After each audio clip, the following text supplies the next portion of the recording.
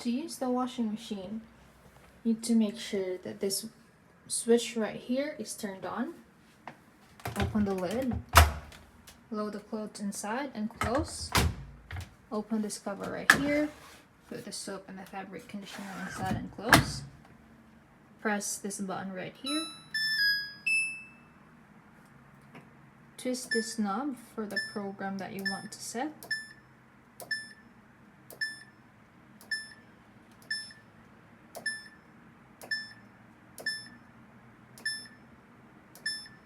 Once you have selected the program, press play button right here.